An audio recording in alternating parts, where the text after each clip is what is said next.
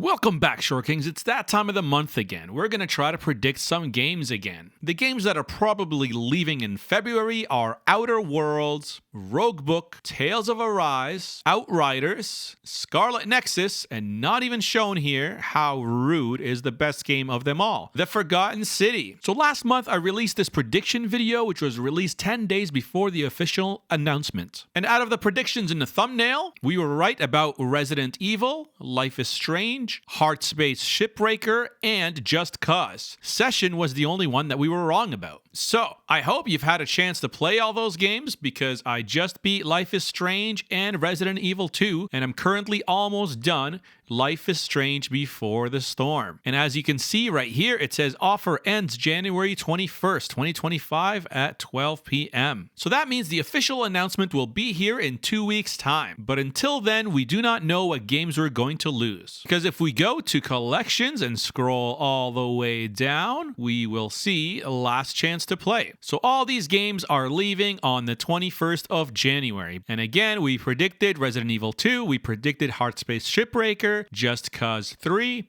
Life is Strange, and Life is Strange Before the Storm. So what games do we think are going to leave in February? Well, this isn't just a guessing game. We have to look at the data. So let's go back to the PlayStation blog's announcement of the games for February of 2024. So again, we had NFS Unbound, which is already gone. Even though we just got a Need for Speed game this month as a monthly game. Need for Speed Unbound is already gone. It only had a 6-month contract, which was really weird. This is the game that is 100% probably maybe gonna go.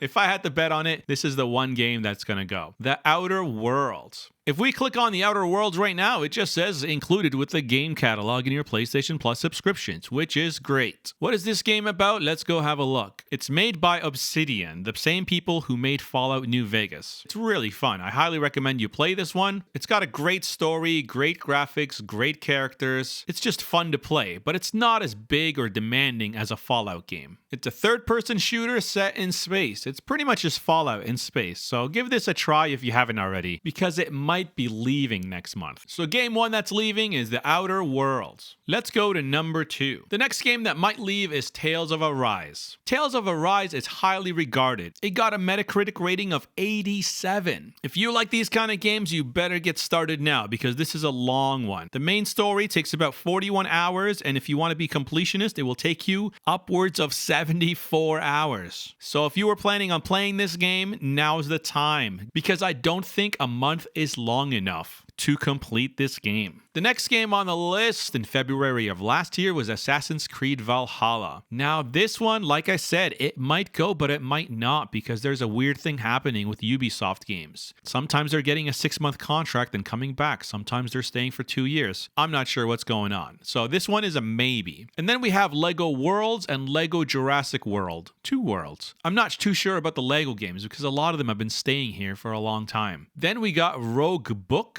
and Rogue Lords. Roguebook had a score of 78. And Rogue Lords has a score of 72, according to Metacritic. So let's quickly look at what Roguebook has to offer. Ooh, it's a deck builder. This seems very similar to Slay the Spire. Who knew that Roguebook would be a deck builder? I should have seen that coming. Oh yeah, this is just straight up Slay the Spire. Wow, even the art style is like Slay the Spire. Is this made by the same people? Let's see how long it takes to beat this game. Okay, so the good news is that Roguebook is a short game. You can beat the main story in 7.5 hours. But for completionists, it could take 113 hours. So I feel like this is very similar to Slay the Spire, because technically it could be classified as a short game to some people, because you can technically beat the whole game in like 3 hours. But in order to beat it in 3 hours, you have to spend dozens or hundreds of hours to get to that level. So that's a fun one. Roguebook. Give that one a try. Then we have Tales of Zestiria. It is an action RPG. Okay, let's just take a quick look at it for brevity. It only has a 72 rating on Metacritic. Let's check it out. All right, here's the trailer for Tales of Zestiria. Okay, this seems like an interesting game. It's giving me kind of like Ni no Kuni vibes a little bit. Is it an action JRPG? Probably. All right, if this is your sort of thing, get started on that. Because just like all action JRPGs, this game is a long one. game. If you just focus on the main story and ignore everything else, it will take you 42 hours. And if you want a completionist run, it's going to take 100 more hours for that. So I feel like there's not enough time, even with the 10 days advance notice, to beat this game. So I would kind of skip this one personally. Not only do games stay there for a year, but we also have to look at February of 2023. Let's see how many games are still here. That was the month that they dropped Horizon Forbidden West. That was the big one. But to many surprised PlayStation fans, that one's already gone, even though it was like a Sony exclusive. Borderlands 3, that's also gone. The Quarry, that one's gone. Resident Evil 7, that's also gone. I think the only ones left are Outriders and Scarlet Nexus. Yup, gone.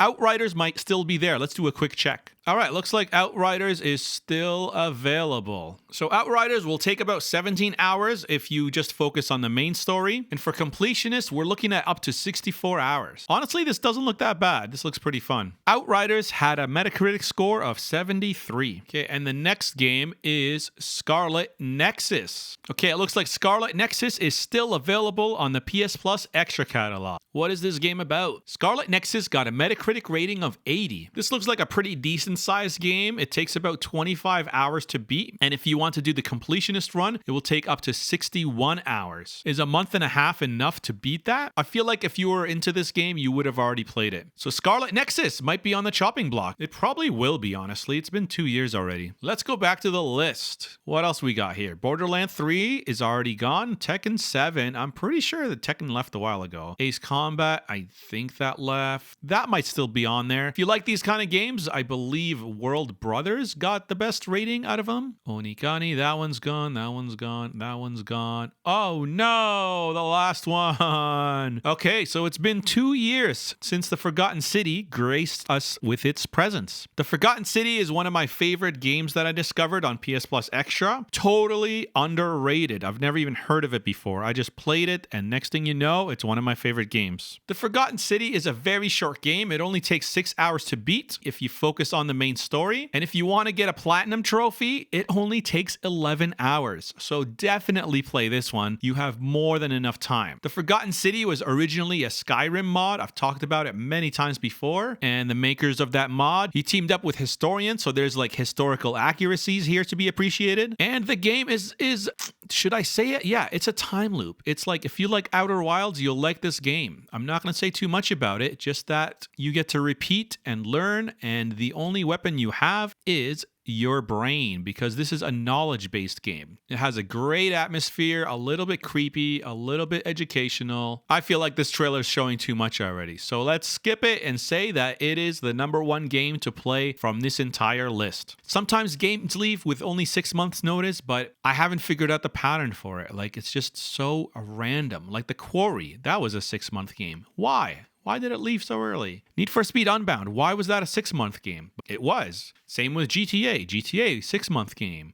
Red Dead Redemption 2, also 6-month game. Probably the worst game ever to be a 6-month game, because that is a huge 200-hour game. Why would they only give us 6 months? Why even bother? So I've already learned to stay away from Rockstar games, but some of these other ones, I don't know what the pattern is. The games that are probably leaving in February are Outer Worlds, Roguebook, Tales of Arise, Outriders, Scarlet Nexus, and not even shown here, how rude, is the best game of them all, The Forgotten City. So if I were to recommend 2 games to play, it would be The Forgotten City and The Outer Worlds. So play those before they're gone. And tune in for the official announcement, and we'll see how right we were about the predictions. I hope you enjoyed this quick video, and it helps you with tackling your backlog. So if any of these games were on your backlog, now's the time to try. Even if they don't leave, might as well just get them out of the way. Until next time, be a friend, and I will see you again.